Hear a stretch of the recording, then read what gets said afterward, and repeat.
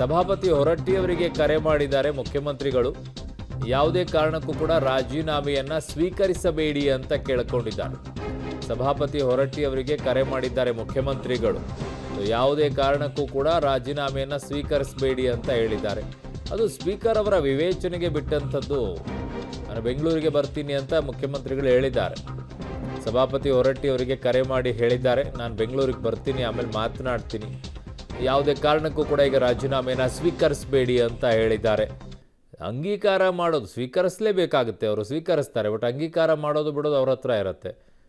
ಆದರೆ ಈಗ ಸ್ಪೀಕರ್ ಇಸ್ಕೊಳ್ಳೇಬೇಡಿ ಅನ್ನುವಂಥದ್ದನ್ನು ಮುಖ್ಯಮಂತ್ರಿಗಳು ಹೇಳ್ತಾ ಇದ್ದಾರೆ ಸ್ಪೀಕರ್ ಅವರಿಗೆ. ಗೊತ್ತಿಲ್ಲ ಈಗೇನು ಮಾಡ್ತಾರೆ ಸಭಾಪತಿಗಳು. ಸೊ ವಿಧಾನಸೌಧಕ್ಕೆ 3 ಶಾಸಕರು ತೆರಳಿರುವಂಥ ದೃಶ್ಯವನ್ನು ನಿಮಗೆ ತೋರಿಸ್ತಾ ಇದ್ವಿ. ಮಧ್ಯಾಹ್ನ ವಿಧಾನಸೌಧದಿಂದ ಮಂಗಳೂರು ಕಡೆಗೆ ಕೋಲಾರ ಶಾಸಕರು ತೆರಳುತ್ತಾರೆ. ಅಲ್ಲಿ ನಾಯಕರನ್ನು ಭೇಟಿ ಆಗಬೇಕಾಗಿತ್ತು, ಬಟ್ ಯಾರು ಕೂಡ ಅವರಿಗೆ ಭೇಟಿ ಆಗಿಲ್ಲ. ಅಲ್ಲಿ ಇರೋದು ನಿಜ. ಯಾಕಂತಂದರೆ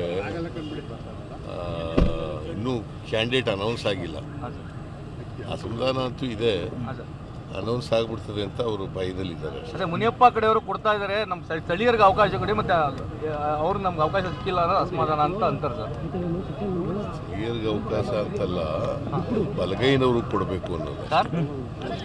ಬಲಗೈ ಲೆಫ್ಟ್ ರೈಟ್ ಕೊಡಬೇಕು ಅನ್ನೋದು ಅವರ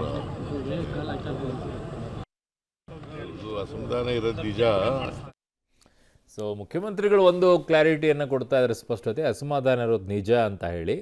ಅಲ್ಲಿ ಕೇಳ್ತಾ ಇರೋದು ಎಲ್ಲ ಶಾಸಕರು ಬಲಗೈ ಕೊಡಬೇಕು ಅಂತ ಹೇಳಿ. ಬಟ್ ಮುನಿಯಪ್ಪನವರು ಎಡಗೈ ಆಗ್ತಾರೆ, ಹಾಗಾಗಿ ಅವ್ರಿಗೆ ಬೇಡ, ಈ ಕಡೆ ಕೊಡಬೇಕು ಅಂತ ಶಾಸಕರು ಪಟ್ಟು ಅನ್ನುವಂಥದ್ದನ್ನು ಅವ್ರು ಹೇಳ್ತಾ ಇದ್ರು.